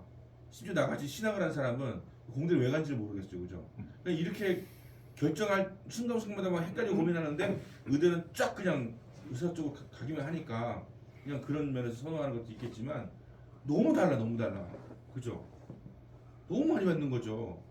이렇게 어떤 대기업과 중소기업 막 이런 어떤 그런 것들이 상대적 어떤 박탈감을 주고 이런 것들에 의해서 우리 행불행이 결정되어지는, 그러니까 신학이라고 하는 것은 그런 것을 또 다루는 것이 돼야 되는 것이다. 상대적인 것에 대해서 우리는 해야 되는 것이죠. 그래서 뭐가 나옵니까? 공산주의가 나오는 거죠. 공산주의가 나오면 이제 제가 몽골에서 잘 모르긴 하지만 몽골을 몽골도 잘 모르기도 하고 몽골 사람들 어떤 식이 가는지 모르지만 내가 무슨 얘기를 해도 용서를 하세요. 뭐 엄청 심한 얘기를 하지 않겠지만 몽골은 그 징기스칸에 의해서 전 세계에서 가장 넓은 땅을 차지했던 나라예요. 기마족. 발 타고 다니면서 전 세계를 막 해서 가장 많은 땅을 차지했던 곳이 몽골이에요. 징기스칸이에요. 근데 지금은 몽골이 그렇게 잘 살지 않아요. 근데 그 이유 중에 한 가지를 이야기할 때 요거 좀 조심스럽겠는데 공산주의라고 하는 거 있잖아요. 공산주의. 근데 이거는 공산주의가 어떤 의미냐면 같이 일하고 어떤 능력의 차이를 불분하고 같은 어떤 배급을 준다든가 이렇게 보상을 주는 개념으로 하다 보니까 내가 더 열심히 일하나 조금 덜 하나 하여튼 같은 걸 받으니까 아무래도 자본주의보다는 치열하게 하거나 하는 것들은 좀 덜 하게 될 수 있는, 이게 맞는지 안 맞는지 몰라요. 하여튼 뭐 이해하시고 들으세요. 그런 제가 중국을 자주 갔다 그랬잖아요. 가면 진짜 거기 우리나라 요즘 그렇지만 거기 6시 되면 땡하고 왜냐면 더 있으면 뭐 더 주는 게 없는데 왜 굳이 일을 하겠냐 이런 개념이잖아요. 그러니까 공산주의라고 하는 것은 좋은 의도를 가지고 시작이 된 건 맞아요. 왜냐하면 공평하게 살아야 되니까 지주의 땅을 뺏어가지고 모든 사람 공 나눠주고 또 공평하게 같이 나눠서 먹고 또 병원도 무료로 이용하면서 또 무슨 뭐 타가서 그래 공짜로 이용하면서, 그러니까 공산주의라고 하는 거, 여러분 북한을 너무 그렇게 못 사는 것만 생각하면 안 됩니다. 북한도 이를테면 집을 뭐 조그만 거라도 주고 또 배급을 주고 또 타가서 갖다 맡길 수 있고 보건소 이용할 수 있고, 근데 다 엉망진창인 건 알지만 어쨌든 공산주의라고 하는 것은, 그런 사회주의라고 하는 것은 어떤 그런 보편적인 것에 대해서 공평하게 할 수 있는 것이 있잖아요. 물론 북한은 안 맞아요. 북한은 거기도 역시 뭐 그 돈 뭐 이런 뭐 그 전주라고 하는 그 사람들에 의해서 뭐 혜택 받고 평양 사람들 혜택 받고 뭐 이렇게 되면 틀리긴 하지만 공산주의가 처음 시작될 때는 그런 개념이었던 거죠. 동일하게 취급도 받을 수 있고 누구나 일하러 갈 때 타고서 맡길 수 있고, 우리는 안 되잖아. 애기를 키우려면 돈이 엄청 들기 때문에 차라리 내가 키우자 하면서 여자분들이 이제 그냥 집에서 애기 보다가 겨우 단절되고 뭐 이런 식이 되어지면서 사회문제 생기잖아요. 공산주의도 그런 거 안 하겠다고 하면서 생겨나게 된 건데, 지금은 이제 공산주의도 결국은 그런 아무리 사상이 좋아도 사람이 하는 것이기 때문에 이 사람의 죄성이라고 하는 거, 이게 신학하는 이유예요. 이 죄성을 간과하고 어떤 포맷을 만들면 온전할 수가 없는 거예요. 우리는 이기심, 뭐 시기심, 질투, 아니면 경쟁심, 뭐 누굴 밟고 싶은 마음, 뭐 그런 것들이 우리 본능 가운데 있는데 그냥 그런 것들은 무시해버리고서 그냥 동일하게 뭐 준다 이런 걸로만 해결되느냐? 아니라고 하는 거죠. 그래서 자본주의는 더 일하는 사람이 더 받고 그건 좋아요. 근데 문제는 뭐냐면 그러면서 격차가 확 벌어져 가지고 우리는 불행하다는 생각이 들게 만들어주는 것이죠. 제가 서울에 있는 그 지하철 지금 노인들이 공짜로 이용하잖아요. 저는 거기에 불만이 있는 사람이에요. 왜냐하면 지방 노인들은 지하철이 없어가지고 그런 걸 이용을 못 하는데 서울 노인들은 그냥 뭐 지하철 이용해가지고서 천안까지 오잖아요. 또 지하철 이용해서 춘천까지 가잖아요. 공짜예요, 공짜. 거기다가 지하철 타고 오는 노인들을 위해서는요, 온천이 깎아줘요, DC를 해줘요. 그러니까 온천에서 와가지고서 거기서 할머니 할아버지들이 연애를 한다는 거잖아요. 거기서. 그러니까 그 할아버지 할 일 없는데 공짜로 지하철 세워줄 거. 청주 노인들은 갈 데가 없어가지고 여기 뭐 중앙공원에서 모여가지고 뭐 윷놀이나 하고 화투나 치고 뭐 못하는데 서울 노인들은 그러니까 서울 인구 안 주는 거야. 은퇴하고 나면 시골 가서 뭐 이렇게 좀 이렇게 살아야지 그 정도 이런 거 가져야 되는데 너무 공짜가 많고 너무 실 좋으니까 거기 또 동대문 가면 뭐 더 싸잖아요, 그죠? 더 먹을 것도 많고 너무 좋잖아요. 서울 인구 줄을 일이 없어요. 그러니까 서울 집값을 계속 올라가고 하는 거죠. 그래서 지하철 이용하는 것만이 아니라 그럼 버스를 공짜로 하게 해주든지 청주 노인들도 좀 혜택을 보게 해주든지 서울 노인들만 좋은 것이다. 그러니까 제가 노인 공경하지 않아서 그런 게 아니라 공평하게 하려면 이 지방도 좀 돼야 되잖아, 지방. 근데 너무 서울만 되니까 하는 생각이 있는데 어제 말은 하지 마세요. 또 뭐 교수님이 또 뭐 노인 폄하를 하나니 뭐 지하철 뭐 그거 수입 잡는 이렇게 나올 수 있으니까. 근데 그런 거잖아요. 상대적인 거 상대적인 거. 지방에 사는 노인들은 그런 혜택 못 받아요. 생전 그 온양온천 한번 가기도 어려워요. 거기 가려면 복잡하고 버스도 거기 온양온천 가보셨어요? 온양온천 가면요, 온양온천은요 지하철 딱 내리면 바로 앞에 온천이 있어요. 걸을 것도 없어요. 노인들이 뭐 차 타고 버스 타고 그냥 내리면 바로 딱 있어요. 그리고 딱 붙여놨어요. 그 서울에서 오인 노인들 1,000원 할인, 2,000원 할인 딱 붙여놨어요. 그리고 식사도 할인해주고 그러니까 너무 좋아요. 소일거리 하기 너무 좋아요. 근데 노인들이 택배 같은 거 뛴대잖아요. 그러면 이제 어디서 받아가지고 지하철 타고 가가지고서 전해주고 오고 공짜니까 돈이 안 드니까 길가 안 드니까 돈 벌고 지방에 있는 노인들은 상상도 못하는 일들이 벌어지는 거잖아요. 그러니까 서울과 지방의 차별을 느끼는 거죠. 그래서 서울 가고 사고 싶은 거죠. 이런 어떤 상대적인 것도 있잖아요. 그러니까 우리 현재 있어가지고서 자본주의나 공산주의나 완벽한 곳은 없어요. 사람이 만들어낸 어떤 그런 체제가 완벽할 수가 없죠. 그래서 공산주의의 시작은 뭐 사도행전 2장 뭐 48절에 뭐 서로 뭐 그냥 그 공유하고 뭐 이렇게 하는 것으로 했다고 하는 그런 이야기가 있지만 거기에 우리의 이기심이 붙으면 나는 조금 덜 내고 더 많이 가져가려고 하는 그런 마음들 있잖아요. 이런 것들이 그런 걸 깨어지게 만드는 거죠, 결국은. 그럼 간육한 뭐 통제로 이렇게 한다고 하지만 그것이 잘 안 되는 것이죠. 저는 이 북한 선교에 대한 그런 어떤 비전이 있어가지고 맨날 그런 거 그 TV에서 뭐 이만갑이라든가 뭐 이런 뭐 그런 거 맨날 보거든요. 이제 그런 어떤 그 북한 사람들에 대한 얘기만 보거든요. 그러면서 이제 그 많이 보는데 거긴 또 너무 차별이 심해. 평양 사람 아니면 북한 사람도 아닌 것 같아요. 평양 말고 다른 데는 너무 엉망진창이라고 하는 거예요. 그러니까 인간의 어떤 그런 구조 속에서는 완벽한 것이 없다. 그런 걸 생각할 때 그럼 신학함이라는 것은 무엇이냐? 그러니까 이런 상황에 대해서 하나님은 어떻게 생각하시냐? 이런 거를 말해주는 게 신학이잖아요. 이 신학함인 거죠. 여러분 그런 고민을 가진 가운데서 신학을 해야지. 그리고 목회를 해야지. 그게 바른 어떤 정답을 줄 수 있는 목회자가 되는 거지. 그냥 뭐 옛날 얘기만 하면서 이렇게 하면 안 되지 않겠습니까, 지금, 그죠? 근데 신학은 그래서 의미가 있는 것이고, 또 이 현대 신학자들 여기 등장하는 인물들 보면 다 천재들이잖아요. 탁월하잖아요. 그러니까 우리는 죽었다 깨는 못 따라가는 어떤 그런 것들 해놓은 사람들이잖아요. 그러니까 그런 것들을 공부하면서 흐름들을 알아가는 거죠. 그런 시간을 가지려고 한다고 하는 것이고, 제가 오늘 오면서 이런 생각했어요. 나는 말을 적게 해야지. 그리고 학생들에게 더 말을 많이 하게 해야지 했는데 지금 보고 나만 혼자서 확 여러분 질문을 하셔야 돼요. 요즘에 어떤 교회라든가 성도라든가 어떤 세상이라든가 이런 것에 대한 질문에 한번 무엇이든지 한번 해보시면 그거에 대한 답을 이렇게 같이 한번 해보는, 저도 하고 여러분도 하는 저런 관점을 가급적이면 신학적인 관점 혹은 성경적인 관점에서 대답을 할 테니까 뭐 질문해 보세요. 요즘에 뭐 이러는 것들에 대해서도 얘기하는 것이죠. 그렇게 한번 해보셨으면 좋겠어요.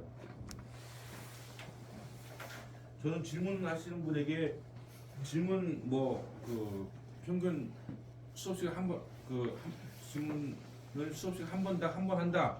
그럼 무조건 A예요. 저기 파이 그저 A 나갈 거예요. 질문이 안 보이시면. 그 북한 공산 체제라고 하는데 공산 체제에 맞는 제도는 아니거든요. 네. 그러니까 왕조로 봐야죠. 3대. 그쵸. 그러니까 왜냐하면 그것도 우리가 아. 그 50년 60년대에 이념적인 관점으로 지금 그렇게 체제를 보니까 그 공산 체제를 보는데 거기는 공산 체제라고 볼 수 있는 상황은 넘었다는 거죠. 왕조라고 봐야죠. 그러니까 그렇게 해야지. 그러니까 아직도 우리가 70년대 이념 체제로 그걸 보는데 저 독재 왕조로 보는 거지. 거긴 또 왕조고요. 그렇게 해야지. 중국 이제 그 중국의 제일 처음에 한 사람이 모택동이잖아요. 모택동이죠. 근데 만약에 모택동이 아들을 우리 6.25 전쟁 때 보냈잖아요. 그래서 죽었잖아요. 예. 폭탄 떨어져 죽었거든요. 그게 역사가 바뀐 거예요. 제가 볼 때는. 만약에 그 아들 죽지 않았으면 중국도 그렇게 갔을 가능성이 있어요. 모택동이 아들한테 줘가지고 갈 수도 있어요. 근데 아들 죽는 바람에 이제 모택동 다음에 저위안하고 그다음에 뭐 등소평하고 이렇게 가게 되는 것이 될 수 있었는데 어쨌든 공산주의라고 하는 것은요 무조건 어떤 그 왕조가 아니더라도 장기 집권이에요. 무조건. 푸틴도 그렇고 뭐 지금 그 중국도 그렇고 뭐 그 전에 그 아주 안 좋게 죽은 차우체스크라고 하는 그런 그 저기 있었잖아요. 루마니아 뭐 그 다 오랫동안 그리고 민주주의가 아니고 거의 독재예요. 독재. 그냥 그 사람에 의해서. 중국은 제가 자주 간다고 했잖아요. 중국 몽골 형제 있다고 그래서 중국 막 얘기하는데 중국 가면 이제 갑자기 막 그러는 거예요. 불만을 얘기해요. 그 무조건 공산당에 의해서 모든 것이 이렇게 되기 때문에 우리는 민원을 넣으면 경찰 달려오잖아요. 거기는 안 그렇다는 거죠. 그리고 갑자기 어느 날 아파트가 또 세워지고 있어요. 갑자기. 근데 아무도 몰라. 근데 만약 그 정보를 알았다면 그 집에 땅을 사거나 해가지고서 돈을 벌었겠죠, 그죠? 근데 이 정보를 누구만 아냐면 공산당만 알아요. 그래서 갑자기 그 사람들은 아파트 두 채씩 가지면서 부자가 돼. 미리 그러니까 싸게 뭐 땅을 뭐 해가지고서 뭐 그런 얘기를 해요. 근데 우리나라는 민주주의가 돼가지고서 막 그렇게 했다가는 막 다 뒤집어지죠, 그죠? 북한은 이제 왕조이기도 하면서 공산주의기도 사실은 한데 이제 그 김일성, 김정일 내려가고 뭐 그다음 김정은 다음에 뭐 지금 갑자기 김주애가 나와가지고서 토실토실하게 이렇게 나오니까 북한 주민들이 야 우리는 지금 다 말라 빚도 죽어가고 있는데 이렇게 토실토실하게 나와서 뺨을 이렇게 만지고 있으니 뭐 그러니까 막 하다고 그렇게 하잖아요, 그죠? 이제 그런 그것에 대해서 우리 신학은 어떻게 할 것인가에 대한 얘기도 이제 제가 종종 하게 될 거예요. 예. 그 다음 질문 이거는 어떻게 보면은 지금 이제 질문이라기보다는 이제 그렇다고 말씀하신 거잖아요, 그죠? 그래서 예. 우리가 이제 다르게 우리 거죠. 그 정체도 그죠? 실제 이제 좀 다양하게 봐서 들어가서 아직도 우리가 그 하는데도 이념 쪽에서 지금 많이 그 80년대 이렇게 했던 게 아직도 너무 깊으니까 우리가 한번 많은 배웠다고 하는 분들이 실제 조금 더 생각을 해서 거기를 실체를 더 정확하게 우리가 파악해서 말씀을 하는 것입니다. 김영민 조사 질문해봐요. 그거 없어요? 불투만 다음 한 명은 누구죠? 그게 궁금한 건데. 예, 그거 그거 마저 하고서예요? 아니 그 이름이라도만. 불투만 다음에는 예. 실리히라고 실리히라고 하는 사람인데 존재에 대한 어떤 굉장히 관심이 있는 사람이었는데 실리히가 또 되게 중요한 신학자예요. 그래서 우리가 어떤 신학을 할 때 너와 나 그리고 그것 너와 나는 존재론적인 적인데요. 그것은 상대적인 거잖아요. 그러니까 우리는 나와 너가 아니라 그것으로 자꾸 보는 거예요. 친구를 만나고 사람 만나도 어떤 너와 나 인격적인 관계가 저기가 아니라 관계론적인 것이 아니라 그냥 대상화하는 사실은 친구라고 하는 말 자체가 좀 대상화하는 말이라는 거예요. 제일 좋은 말은 사실은 동무, 벗. 이게 좋은 말인데 이 동무를 갖다가 북한에 쓰다 보니까 우리는 못 쓰는 거예요. 우리 어렸을 적에는 어깨 동무 해가지고 썼는데 지금 동무란 말 못 쓰잖아요. 동무 쓰면 동무 쓰면 간첩이냐고. 그냥 근데 다 동무란 말이 좋은 말이에요. 벗 좋은 말이에요. 근데 우리 친구란 말 쓰잖아요. 친구. 친구는 약간 객관화시키는 그런 말이긴 한데 그래도 친구가 이제 우리는 그걸 쓰는 말이니까 친구라고 해야 되겠죠. 칠리 그 하고 할 것이고요. 그러니까 사실 현대신학자가 굉장히 많은데 이제 그냥 5명에 대해서 이제 여러 가지 이렇게 배우는 그런 시간으로 2시간씩 수업할 때 이제 할 것이고요. 나머지 시간대는 좀 거론될 것인데 우리가 뭐 이름만 쭉 나열한다고 되는 게 아니라 그래도 어느 정도 좀 알아야 되잖아요, 그렇죠? 그래서 어디 가서 이렇게 좀 신학 좀 공부했다 그러면 내가 신학교에서 특징이 뭐냐면 그냥 공부를 했다고 하는데 아는 건 없어, 남는 게 없어. 누구랑 얘기할 때 뭐 아무것도 몰라. 그런 경우가 너무 많거든요. 그러니까 여기 코스를 밟는 게 끝나는 게 아니라 코스 밟는 것이 중요한 것이 아니라 저는 여러분 기뻐하셔도 좋습니다. 제가 지금 이 신학교의 커리큘럼을 짜는다는 거 주로 하고 있거든요. 저는 가급적이면 그 헬라어 히브리 안 하려고 그래요. 왜냐면 그거 아무도 몰라 끝나고 나서도 뭔 의미가 있어, 그죠? 모르겠어. 누군가의 나와도 강력한 사람이 푸시에 할지 모르지만 그건 필요하긴 해요. 연구하려면 구약은 히브리어고 신약은 헬라어니까 중요해요. 하지만 우리 같은 시스템에서 그 한 학기 동안 헬라어 한다고 해서 헬라어를 아느냐? 몰라요. 그래서 저는 굉장히 실용적인 사람이에요. 수업도 좀 실용적. 내가 다른 교수님들한테도 우리 그 성지순례 있잖아요. 성지순례를 이렇게 강의할 때 목사님을 시키잖아요. 그러면 성지순례가 갑자기 학문이 돼버려. 너무 어려워져. 근데 성지순례 가이드를 전문적으로 하시는 분한테 맡겼잖아요. 이분은 생생하잖아요. 자기가 다녀온 곳을 갔다가 또 거기서 쉽게 설명하는 것 같다 여기다 해주면서 하니까 생생하잖아요. 그래서 이분을 이제 세우고 그 다음에 이 지난 시간까지 과학과 신앙이라고 하는데 거기 등장하시는 분들이 대단한 사람들이잖아요. 근데 이분들의 강의가 쉽진 않죠. 이분들은 워낙 퀄리티가 높아서 서울대생 가르치고 이화대생 가르치고 하시던 분들이 여기서 강의하려니까 퀄리티 높죠. 하지만 여러분 나중에 누군가에게 배웠다는 것만으로도 여러분 아니 그분한테 공부를 했다고? 막 이렇게 나오는 거죠. 요 지난 시간에 배웠던 분들 이름만 기억하셔가지고 나 그분 강의 들었다 하는 것만 해도 굉장히 스펙이 사는 거예요. 우리 신동의 목사님 같은 경우도 신동의 목사님이 저 서울의 이화여대 대학대 부학장이거든요. 이분이 강의했잖아요 지난 시간에 그죠? 근데 이분은 대단하신 분이에요.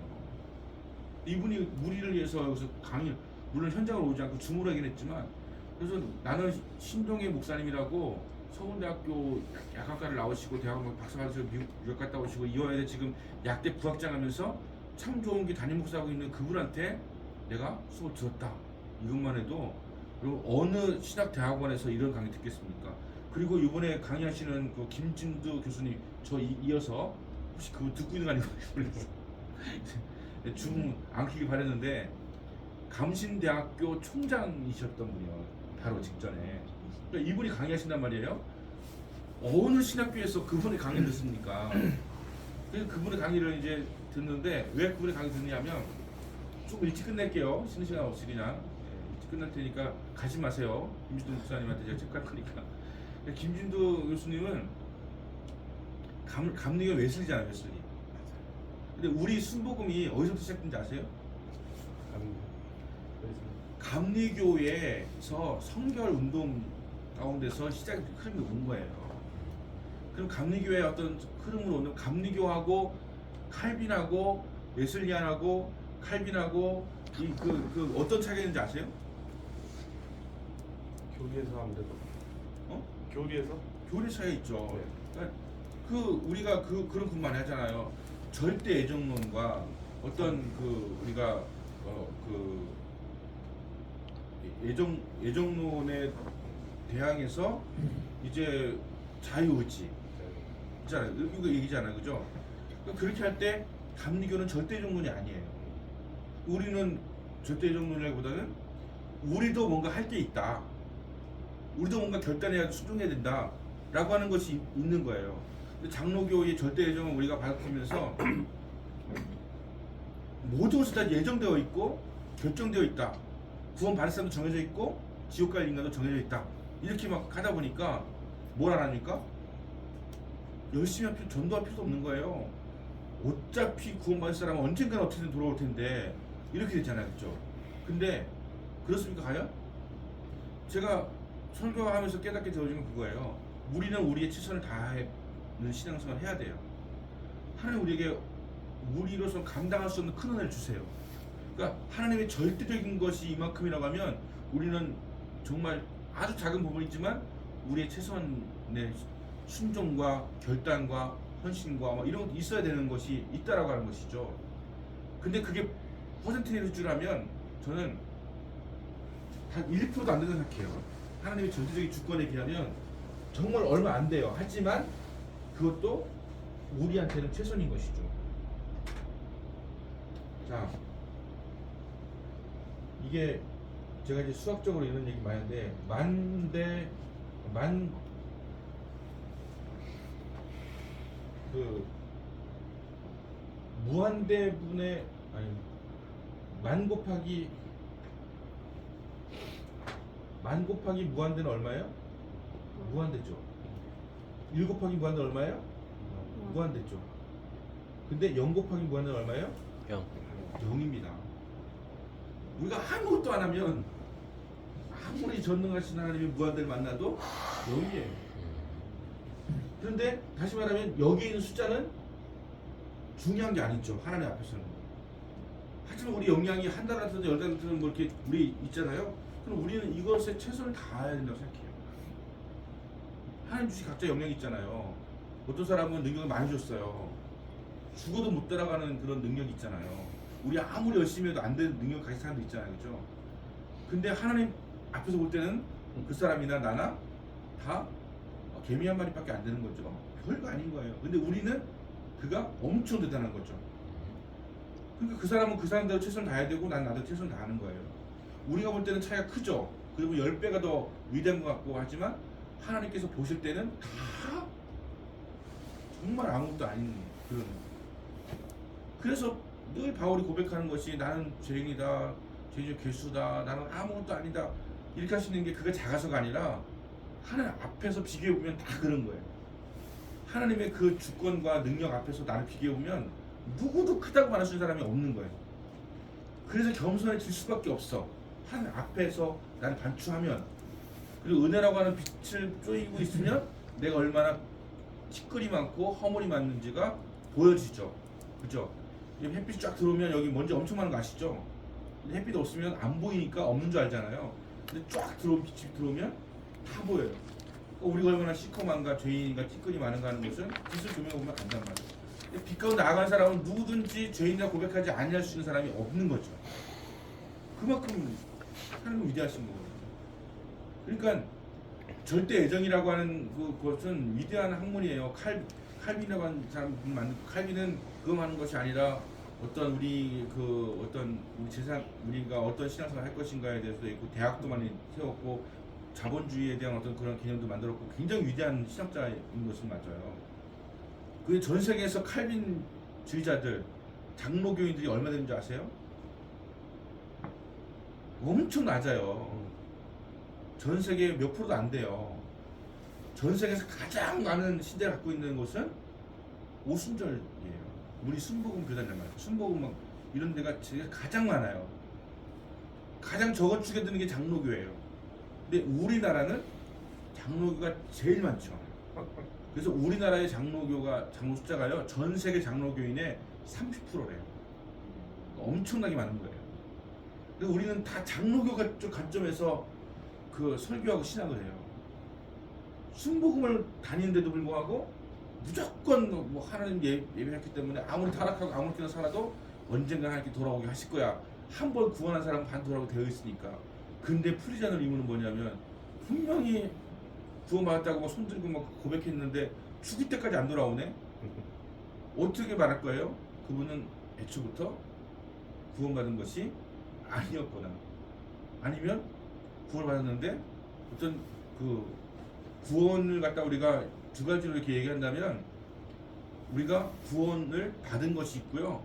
구원을 지키는 것도 있어야 되는 거예요. 처음 갈 때까지 우리 너 힘써 구원을 지키라. 구원을 지키는 것도 있는 거거든요. 근데 어떤 사람 구원을 지키지를 못한 것이죠. 근데 장로교에 이름을 이런 게 없어요. 구원을 지킨다고 했습니까? 받았으면 너는 무조건 가는 거야 라고 하는 거죠. 근데 요즘은 많이 신학적인 것이 이렇게 기조가 있어가지고서 우리가 구원을 받았다 하지만 우리가 두렵고 떨림으로 구원을 지켜야 된다. 안에서 봐야 된다. 그래서 천국 갈 때까지 우리는 그걸 지키기 위해서 몸부림치고 믿음을 지키고 신앙을 지키고 마귀에게 유혹당하고 넘어지지 않고 살아가야 된다. 이런 것들이 이제 좀 되었는데 예전에는 안 그랬거든요. 예수 믿는 사람 손 들으세요. 그럼 손 들면 다 나오세요. 구원 받았습니다. 아멘.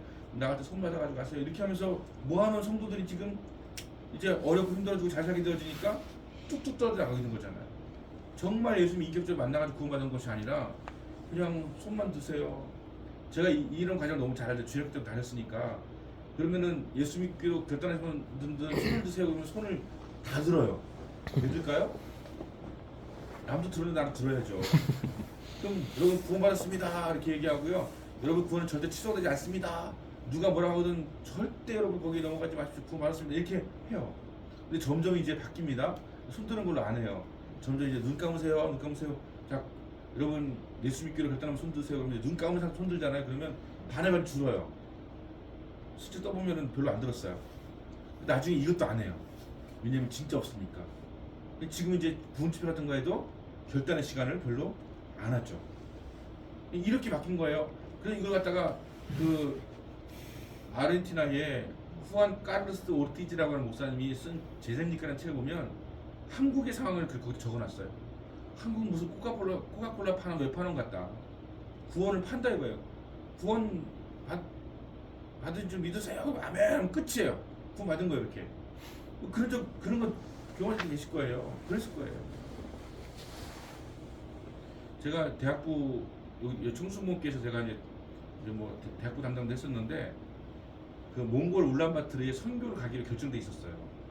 대학생들랑 한 30명 데리고 가기로 했었는데 그럼 이제 꾸에 불었죠. 나는 그때 전도사였는데 몽골 가서 내가 집회하는데 그 이제 전기환인가 그 선교사님이 몽골 분들 1000명 이상을 모을 거래요. 내가 설교하는 거예요. 그 통역하고 전도사인데 얼마나 꾸에 불어가지고 막 그 만나서 막 그 기도하고 막 티셔츠 같은 거 모으고 막 이렇게 막 그 가서 주고 모으고 막 해가지고서 이제 준비했는데 갑자기 사스가 터졌네. 사스 알아? 사스? 모르는구나. 사스라고요. 하여튼 전염병인데 이 코로나 아무것도 아니에요. 사스는 걸리는 사람 별로 없는데 걸렸다면 죽는 거예요. 그러니까 담임 목사님 안 보내준 거예요.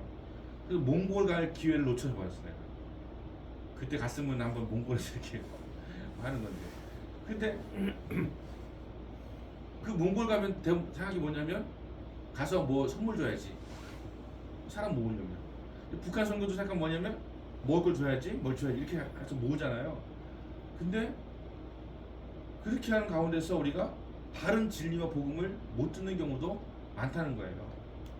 치열하게 생각하는 것이 아니라 뭐 옥수수 먹으려고 뭐 선물 받으려고 이렇게 우리가 우리 한국이 그랬단 말이에요. 근데 지금 이제는 뭐 그런 거는 다 세서 구할 수 있게 되어지니까 교회가 굳이 필요가 없는 거예요. 이런 데를 지금 살아가고 있다 우리가. 이런 어떤 생각을 가지고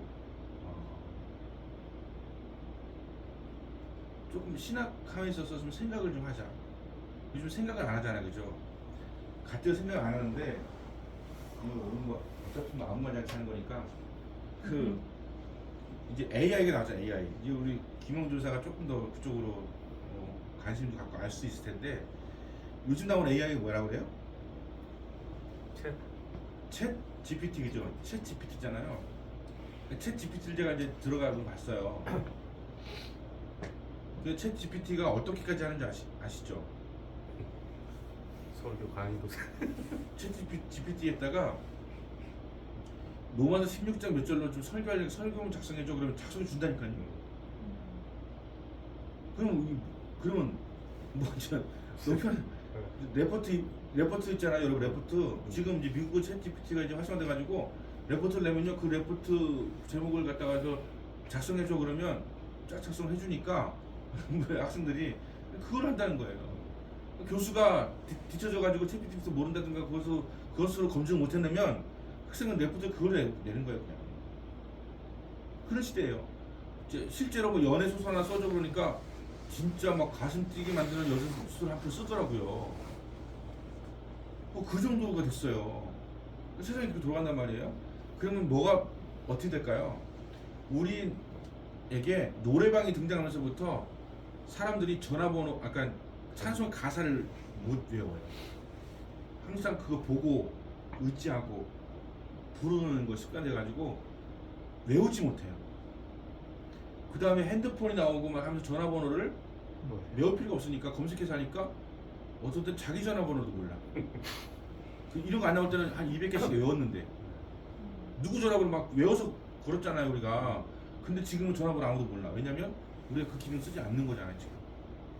노래방 나오면서 찬송가 모르고요. 이거 뭐 핸드폰 같은 거 나오면 검색하기 나오면서부터 모르고요. 그다음에 우리 한국 지도 이만한 책 하나 들고서 옆에 끼운 다녔잖아요. 근데 지금 그럴 필요가 없잖아요. 내비게이션이 말해주니까. 내비게이션이 신이야. 그래서 우리는 그런 얘기를 많이 합니다. 우리는 두 여자의 말을 잘 들어야 된다. 집에서의 마누라, 그다음 내비게이션 나오는 여자 안내원의 이야기. 그래서 그 얘기를 듣고서만 움직여. 어떤 때는 내가 더 빠르게 아는 것 같이 보이는데 그 길을 따라가고 있는 우리의 모습이에요. 우리는 길찾기를 내비게이션 없으면 못해요 이제. 저는 가다가 이제 뭐 이거 내리고서 이제 뭐 어디 가야 돼? 막 물어보기도 하고 막 이런 있었는데 지금 그런 거 없어요. 내비게이션만 있어야 돼. 없으면 안 돼. 그러다 보니까 우리의 뇌 기능이 점점 그쪽으로는 축소돼 버리고, 그리고 깊은 곳은 알기가 힘들어져 버리고, 책 같은 거 저 사보지도 않고, 심지어 설교조차도 이제는 만약에 그렇게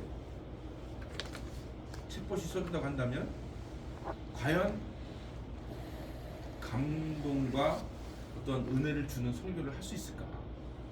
내용은 될 수 있을지 몰라도 그런 것 의문이 있는 것이죠. 여러분, 설교는 하여튼간 최대한 돌아든간 남의 거를 비껴서 쓰더라도, 이건 현실적인 얘기예요. 내가 여러분들한테 설교는 원래 남의 거 절대 보면 안 되고 그냥 해야 되는 거 맞아요. 근데 현실적으로 내가 아무리 내가 설교를 본인이 쓰라고 해도 그렇게 못 쓰는 경우가 많기 때문에 얘기하는 거예요. 남의 걸 읽고 감동받아서 하더라도 내 것을 만드는 작업을 꼭 하셔야 돼요. 그 은혜 받고, 그 다음에 나의 언어로 그분의 언어가 있고 톤이 있고 막 그 억양이 있고 막 있잖아요. 근데 나하고 다르단 말이죠. 그럼 그걸 내 걸로 만드는 것도 작업을 꼭 하셔야 돼요. 내 설문 작성이 좀 잘 못해서 떨어지더라도 그걸 한단 말이죠. 그래야 내 것이 되어서 선포를 해야지 성도가 조금 감동받고 움직이지. 대낮가나마르게 훔쳐서 산다면 아무런 감동도 없을 거예요. 설교는 잘하는 사람이 많은데 어떤 탁월함이 없잖아요. 그 차이가 어디 있는 것이냐. 예수님은 단 한 번도 남의 설교나 남의 이야기를 하신 적이 없어요. 그걸 창조적으로 하셨어요. 그러니까 예수님 말씀을 듣고 나면 사람들이 이게 어찌됨이냐, 이 말과 이 것이 어찌된 것이냐 막 놀래가지고서 뭐 이렇게 하는데, 서기관들은 기록되어 있는 것을 읽는 사람들이기 때문에 그 사람들한테 감동받았다는 사람은 없어요. 그럼 성경에 있었기 읽기만 하기 때문에. 근데 예수님께는 엄청난 어떤 능력이 나오는 거잖아요. 창조적이니까. 우리도 그럴 필요가 있다라고 하는 거죠. 근데 남의 설교를 인용하는 거에 대해서는 제가 이제 오랫동안 이제 교수를 하고 설교학도 가르치고 있지만, 여러분에게 창의적으로만 하라고 할 수 없는 걸 알아요. 때로는 우리가 갑자기 글을 막 할 수도 없는 것이고, 글은 분명히 써야 되는데 안 되는 거 알아요. 하지만 남의 설교를 보완하고 참고를 하더라도 꼭 내 것을 만드는 과정도 겪어야 되고, 가급적이면 내가 설교하려고 대상이 있잖아요. 우리 교회 성도가 있잖아요. 그러면 이 성도를 묵상하면서 이들이 갖고 있는 공통된 질문이 뭔가, 지금 이 상황 속에서 이들이 갖고 있는 고민이 뭔가, 이걸 갖다가 우리가 받아가지고 하나님께 물어가지고 그걸 본문에서 받아서 이들한테 답을 주는 그런 성도가 돼야 되겠죠. 남의 거는 그런 게 없어요. 요즘 사람들이 유튜브를 많이 보니까 작은 교회 그 성도들은요, 잘 안 나오려고 하는 경우가 있어요. 왜냐면 유튜브에 뜨는 목사님들은 또 작은 게 목사가 없잖아요, 그렇죠? 또 다 잘하잖아요. 그 유튜브 성능이 엄청 좋잖아요. 그러니까 유튜브를 보면서 막 이렇게 하면 우리 목사님이 설교가 시시한 거예요. 옛날에는 우리 목사님밖에 없었는데 지금은 너무 좋은 목사님 많다 보니까 막 그러려고 하는 거예요. 그러다 보니까 막 제가 진짜 놀라 까무러칠 때가 있어요. 내 설교하는 시간에 남의 설교를 듣고 있는 성도가 있더라니까 글쎄. 그래서 내가 진짜 뭐 어이가 없어가지고 그래서 내가 아무리 회개하고 간섭을 해도 그 목사님 설교를 따라갈 수가 없어. 아니, 어떻게 해요? 안 되잖아요, 그죠? 하지만 내가 성도한테 강조하는 건 그거예요. 아무리 천하의 조용기 목사님이라도 여러분을 더 사랑하는 건 나다. 왜? 우리 성도니까요. 여러분의 삶을 가장 많이 이해하고 알고 있는 사람 나다. 이런 거죠. 그러니까 교회라고 하는 공동체는 설교를 탁월하게 하는 사람이 아니라 이 성도를 진심으로 사랑하고 이해하고 케어하고 이들의 삶의 문제에 대해서 답을 줄 수 있는 사람이 목사가 되는 거예요. 설교 잘하는 사람은 뭐 유튜브에 많지만 정말 해결책을 줄 수 있는 사람은 담임 목사다라고 하는 힘을 가지고서 할 수가 있어야 되는 것이죠. 그래서 그런 마음을 가지고 설교를 이렇게 하시면 올 거예요. 그래서 우리 교회도 좀 요즘 제가 계속 그렇게 밀어붙이거든요. 조용기 목사님들 내가 더 사랑해요. 이걸 밀어붙여야지. 뭐 설교하는 걸로 하면은 절대 내가 그걸 따라갈 수가 없으니까 그렇게 하는 것인데 챗 GPT가 나와서 앞으로 세상 바뀔 거예요. 그렇다고 해서 그거에 의존하기 시작하면 여러분은 정말 아무 사고도 못하는 바보가 됩니다. 안 그래도 지금 TV 때문에 인터넷 때문에 우리 바보가 됐잖아요. 뭐 하면 생각이 안 나서 검색해봐야 되잖아요. 그죠? 검색해보지 않으면 뭐 해결이 안 되잖아.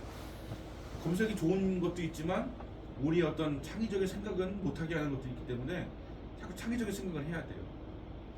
그래서 우리는 수업 시간에 질문도 많이 해야 돼요. 이 질문이 창의적인 답을 듣게 만들어 주거든요. 갑작스러운 질문이. 그리고 질문은 또 내가 궁금해하는 것이기 때문에 그걸 들으면 이게 해결도 되면서 내 것이 되거든요. 근데 다 위대한 하나님의 말씀은 다 질문 때문에 나온 거예요. 요한복음 3장에서 니고데모가 어찌하여 구원 얻으리까 하는 바람에 하나님이 세상을 이처럼 사랑하사가 나온 거죠. 니고데모가 그 질문하는 바람에. 그 다음에 또 4장에서 여인이 우리도 어디서 예배를 해야 됩니까? 라고 하니까 이 사람수 말고 저 사람수 말고 한 예배할 때 원하니 한 예배하는 자는 영과 진리로 예배할지니라. 이 예수님 말씀이 나오는 거죠. 예수님 말씀이 아무것도 없이 나오는 게 아니라 누군가 그런 질문을 하니까 거기에 대한 답을 오는 거잖아요. 여러분이 교수의 능력을 어떤 능력을 가장 극대화시켜 끌어낼 수 있는 방법은 질문이에요. 질문을 하면 책이 있는 게 아니라 나한테 있는 것을 답하거든요. 내가 가지고 역량, 지식 이거 나오거든요. 누군가를 가장 알 수 있는 좋은 방법은 그 사람에게 질문해 보는 거예요. 그래서 가장 탁월한 어떤 그 사람에 대한 것은요, 인터뷰를 보면 가장 그 사람 잘 알 수가 있어요. 갑자기 나오는 것이니까. 자기 속이는 게 나오는 것이니까. 책을 쓰면 다듬고 뭐 꾸미고 뭐 조금 뭐 약간 좀 그렇게 꾸미는 게 있잖아요. 근데 인터뷰는 책이 나오는 것이니까. 그래서 인터뷰 읽는 것도 좋고요. 질문 좋아요. 그래서 다음 시간부터는 좀 이렇게 질문을 좀 하시고요. 그다음에 오늘 강의하려고 했던 슐라이 에르마허 같은 경우는 현대 신학의 아버지라고 불려요. 슐라이 에르마허. 이 사람은 그 당시에 이제 인류가 그런 거였죠. 이신론이라고 해서 하나님은 세상을 창조하신 거 맞아. 질서를 부여하신 거 맞아. 그렇지만 지금 하나님은 이렇게 팔짱 끼고 지켜보시면서 세상 돌아가는 것을 보고 계신다. 근데 슐라이 에르마허가 이제 하나님은 우리에게 내재하시는 분이다.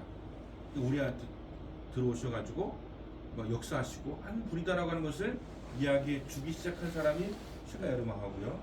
이 사람은 천재이기 때문에 이분이 대학교의 커리큘럼을 만든 사람이에요. 그러니까 독일이 지금 거의 300년씩 됐잖아요. 그 학교가 200년, 300년 됐잖아요. 슐라이 에르마허가 그 당시에 대학의 어떤 커리큘럼. 그래서 그 독일에 있는 모든 대학의 가장 투탑은 신학과 철학이죠. 신학과 철학이 그렇게 투탑이 되어지고 나무 이렇게 만들어 놓고 그다음에 신학에 우리가 알고 있는 것처럼 신학에 여러 가지 장르가 있잖아요. 그 구약 신학이 있고 신약 신학이 있고 조직 신학이 있고 역사 신학이 있고 실천 신학이 있고 뭐 그 안에 또 뭐 여러 가지 신학이 있는데 그런 것들에 대해서 이렇게 만든 어떤 그것도 슐라 에르마하예요. 현대 신학의 아버지라 불려요. 대단하신 분이죠. 하지만 또 아까 처음에 얘기했던 것처럼 사람들은 밑도 끝도 없이 현대 신학하면 이거는 칼빈과 루터를 벗어나는 것이기 때문에 문제가 있다. 슐라 에르마하는 가장 큰 이단의 선구자다. 뭐 이런 식으로 한단 말이죠. 그거 아니다. 그러니까 그들의 어떤 신학적 사상이 문제가 있는 사람도 있어요. 제가 강의하다 보면 나오면 그렇게 얘기해 줄 건데 일단 무조건 그렇게 터부하지 말아라. 무조건 배척하지 말아라. 그래야지 우리가 공부할 수 있고 배울 수가 있다라고 하는 거죠. 600년의 흐름 속에서 신학이 이렇게 발전해 왔는데 우리가 그냥 그 루터와 칼빈에게 멈춰 있으면 안 된다라고 하는 것이고 그렇지만 잘못된 건 잘못됐다고 바로 잡을 수 있는 그런 것이 필요하다. 그래서 너무 다행인 게 저는 평생 여기 이 청춘학교만 다녔어요. 모태 신앙인데다가 30살 때까지는 이렇게 평신도라고 또 40대 10년 동안은 또 여기 이제 부목사로 있으면서 그 다시 말하면 저는 정통 보수주의자예요. 정통 보수 사람이에요. 하지만 신학 공부하면서 저는 또 어떤 그 다른 분들에 대한 공부도 하고 이렇게 하면서 조금 더 좀 넓혀져 있는 그런 상황 가운데 있기 때문에 정말 다행인 것은 내가 수준이 높지 않다는 거예요. 여러분과 같이 공부하기가 그냥 괜찮다는. 수준이 높으면 어려울 텐데 수준이 별로 높지가 않아가지고 그냥 여러분 편하게 이렇게 하시면 그 수준에 맞게 이렇게 답을 해드릴 거예요. 아마. 왜냐면 그러니까 그게 무슨 말이냐면 굉장히 수준 떨어지는 답을 줄 거라는 거죠. 그렇게 되면서 이렇게 재밌게 할 수 있는 거 너무 고차원적으로 못 알아듣잖아요, 그죠? 그래서 너무 차원 높으신 분들 얘기 들으면 무슨 말인지 못 알아듣잖아요. 훌륭한 건 알겠는데 무슨 말 못 알아듣잖아요. 근데 저는 수준이 떨어진다. 그래서 같이 공부하면 그냥 눈높이에 맞을 수가 있다는 것이고요. 안 맞으면 과감히 질문하세요. 너무 어렵다고 다시 해달라고 하면서 저는 그 정도이기 때문에 아마 유익하시길 되게 바라고 저는 이제 조직 신학으로 박사학위 조직 신학을 받았기 때문에 이게 조직 신학, 현대 신학이라든가 조직 신학이에요. 조직 신학으로 이렇게 하는 것이다. 그러니까 이렇게 하시고 그리고 이제 한 학기 동안 이제 하면서 우리가 학교가 지금 우리 학교가 굉장히 소중한 학교거든요. 신대원 이게 목회대학원이라고 하는 것 자체가 없어요. 없는데 신학을 하시는 분도 없어가지고 지금 신학생 모집도 안 되고 어려워요.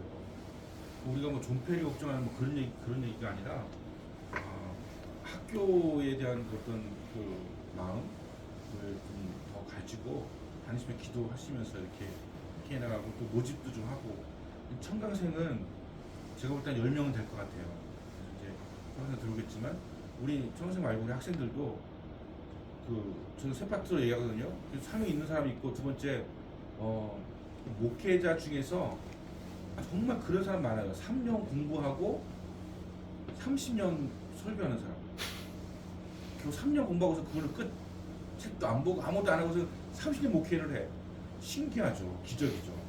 그런 분들이 조금 더 내가 좀 업그레이드 되고 싶다는 마음이 있으면 공부해라.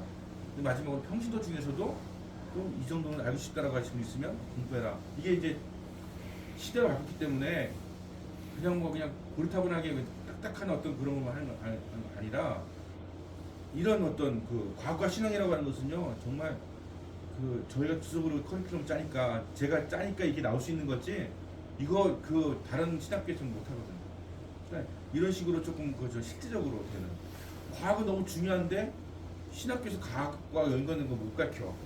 학교 사람도 없고 그런 인지도 없고 근데 우리는 우리 전일자 교수님 같은 경우는 과학자잖아요. 과학자. 그러니까 과학자이신 좋은 분이 너무 많이 계셔가지고 그런 분들을 이렇게 하는 거예요. 그분이 이제 1년 동안 했으니까 1년 쉬고 다음 1년 동안 또 그렇게 또 그런 분들도 오셔가지고 하겠다고 이렇게 한 상황이기 때문에 그렇게 좋은 분들 모실 수 있는 상황이 되어있죠. 근데 이걸 사람들이 몰라. 우리 홈페이지도 만든 거 아시죠? www.cj 그다음에 ds 아까 cjts인가 아니 ds죠 ds ds.co.kr에서 거기도 좀 해서 좀 해가지고 우리 학교를 위해서 기도해 주시고 했으면 좋겠다라고 하는 것이죠. 자, 우리 김영민 전사님은 우리 사모님하고 같이 공부할 거예요? 네. 한명을 하시죠. 일단 수업 많이 안 빠지면 일단 기본적으로 A는 줄게요. 기본적으로 둘이 같이 할 건데 그렇게 할 테니까 잘 하시고 잘 배웠으면 좋겠고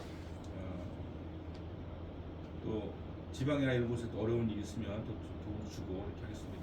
김윤경 장로님도 공부하신다고 했는데 이게 암 투병하시냐고 지금 지난 학기 입학하기로 하셨는데 암이 걸리셔서 지금 회복 중이셔가지고 그런데 이분도 하실 거예요.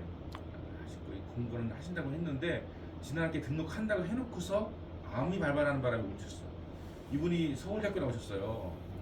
서울대학교 나오신 분인데 지금 이제 그쪽 사업도 크게 하시면서도 북한 쪽에 관심 많이 가지시고 일도 많이 하시고 몽골 형제를 또 소개해 주셔가지고 했는데 그런 이렇게 몽골 형제들도 좀 와서 좀 공부를 할 수 있는 그런 것도 되고 얼마나 좋아요, 그렇죠? 국민 장로도 좀 빨리 회복되셔가지고 오실 수 있도록 기대해줬으면 좋겠고요. 그분이 우리 학교 이사면서 이제 공부를 하려고 하시는 마음을 갖고 있거든요. 그렇게 하시고 또 학생회 차원에서 할 말도 있으시잖아요, 그죠? 그래서 그렇게 좀 시간 보내세요. 뭐 이렇게 우리 앞으로 어떻게 하는 그 얘기를 하시고 그럼 그렇게 한다면 이제 지금 끝내드릴게요. 나는 지금 걱정되는 게 이제 지금 끝나면 9시 시작이잖아요. 이제 9시까지 뭐 버티다 괜히 뭐 가버릴까봐 걱정돼가지고 자꾸 시간 좀 하지 마시고 뭐 김진두 교수님 와 계십니까? 아니요 이걸로 하실 거예요. 아, 서울에서 하실 거예요. 아, 네. 그러니까 뭐 간식도 좀 드시고 네. 우리 알겠습니다. 앞에 태영상에 가서도 음료수 같은 거 드시고 이렇게 해서 이제 마스크 안 써도 되는 거 아시죠? 네. 마스크 안 써도 되니까 먹고 드시면 이렇게 좀 즐겁고 이렇게 좀 행복하게 이렇게 생활을 하시고 예. 이렇게 하시자고. 안 드셔보신 분 있으면 뭐 김밥 좀 드시고 지금 시간이면 뭐 가까운 데서 순댓국도 먹고 올 수 있어요 사실. 예. 이렇게 하셔가지고 하시고 일단 반갑습니다. 제가 이번 학기 이제 현대신앙의 흐름이라고 하는데 그러면은 우리 김영민 전사한테 얘기 못했는데 이 책을 내가 구입해가지고 다음 주에 갖고 오려고 그래요. 아시겠죠? 그러면 어떻게 사모님 것도 따로따로 할까요? 아니면 그냥 한꺼번에 할까요? 각자 하겠죠? 이게 3만 원인데 저는 양심을 더해서 25,000원 받아요. 그러니까 25,000원씩 제가 계좌번호 올려놓을 테니까 거기다 보내주시든지 뭐 하시든지 이렇게 하시고요. 이게 25,000원 15%면 얼마예요? 15%면? 3만 원에 15%요? 네. 4,500 깎는 거니까 25,500원이네요, 그죠? 네. 그 인간치 26,000원씩 냅시다, 그죠? 네. 내가 손해는 보면 안 되잖아, 그죠? 내가 15% 안에 사니까 25,500원인데 26,000원씩 내는 걸 합시다. 26,000원씩. 네. 자, 혹시 김진두 교수님 들으셨어요? 아니 아까 네. 나가셔가지고 안 들어왔어요. 나는 그게 제일 우리 총장님이 내 수업 듣고 있을까봐 이 수준 떨어지는 강의를 듣고 있을까봐 그래가지고 김영민 전사 들었어요? 저기 이정혁? 예, 지금 이정혁 있어요? 있습니다. 예. 이정혁 전사 가끔 청도 내려와요. 여기 보고 참 내려와요. 예. 이호환이 누구예요? 이정혁. 아, 요하는 학교. 그러게. 자, 그러면 마칠까요? 네. 감사합니다. 폐료 경례 감사합니다.